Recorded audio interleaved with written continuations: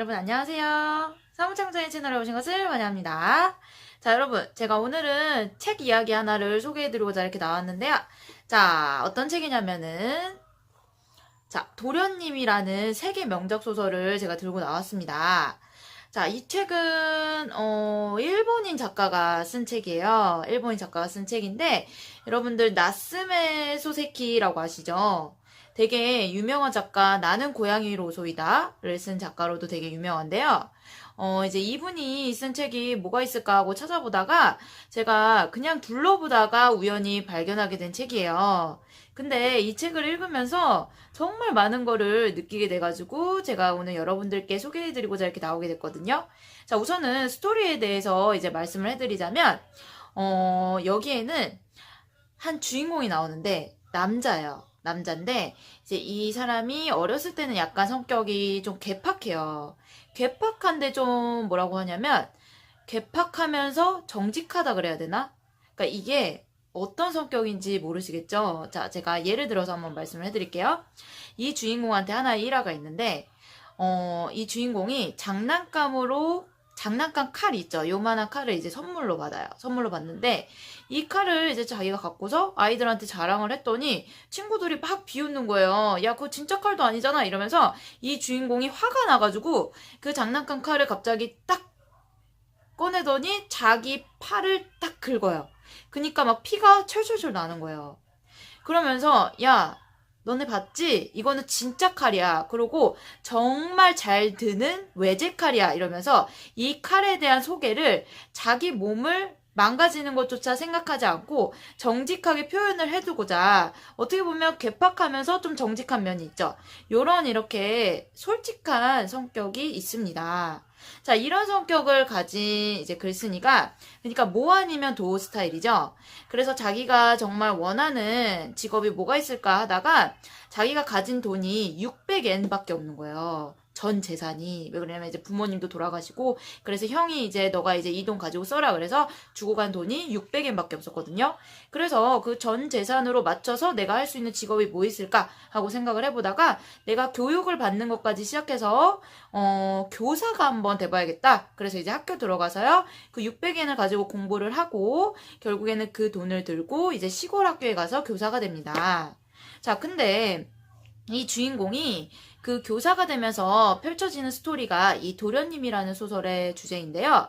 자, 학교를 갔는데 이상하게 교육자들이 많은 선생님들이 많은 곳이잖아요. 근데 정말 부정부패도 가득하고 권모술수가 아주 넘쳐나는 이상한 학교입니다.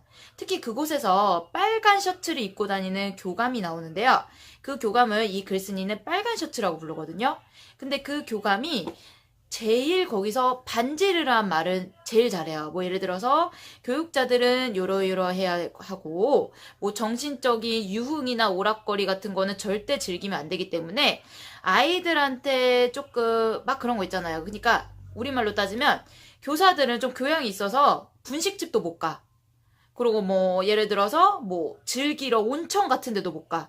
요런 식의 막 이상한 논리를 가져와가지고 사람들한테 가르치고 다니는 그런 교감 선생으로 나옵니다.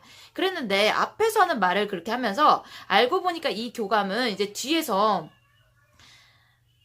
약혼녀도 빼앗고 또 뒤에서 자기가 하지 말라는 거 다 해요. 뭐 우동집, 분식집, 뭐 교양 없다라고 얘기했던 모든 것들을 이 사람들은 자기가 스스로 행하고 다 스스로 행하면서 결국에 뒤에서 사람들한테는 나는 그런 거 행하지 않는 아주 교양 있는 사람이다. 이런 이상한 말을 퍼뜨리고 다니는 그런 사람입니다.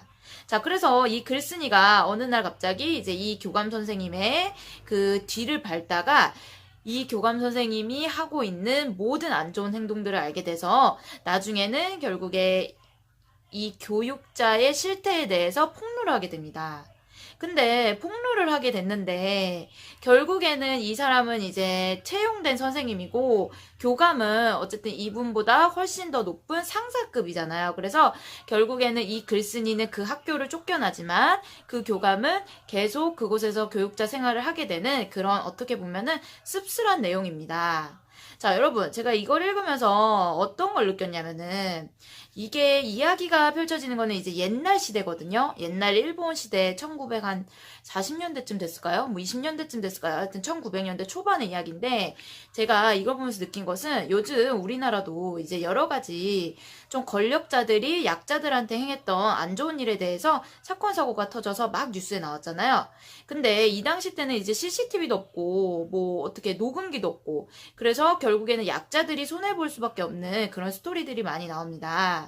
제가 여기서 이걸 보면서 이제 느낀 것은 정말 약자일수록 그 옛날 시대 때 사람들이 아주 억울한 게 많았겠구나라는 걸 느끼면서 너무나도 씁쓸하게 맞췄던 그런 소설입니다. 비록 소설 마지막에서는 이 글쓴이가 그 교감 선생님을 흠씬 두들겨 패줘요. 그러면서 일이 끝나게 되는데, 근데 결국에 아무리 두들겨 패줬다 해도 사표를 낸 거는 이 글쓴이일 거 아니에요. 이 주인공일 거 아니에요. 그 교감 선생님이 사표를 내진 않았을 거 아니에요.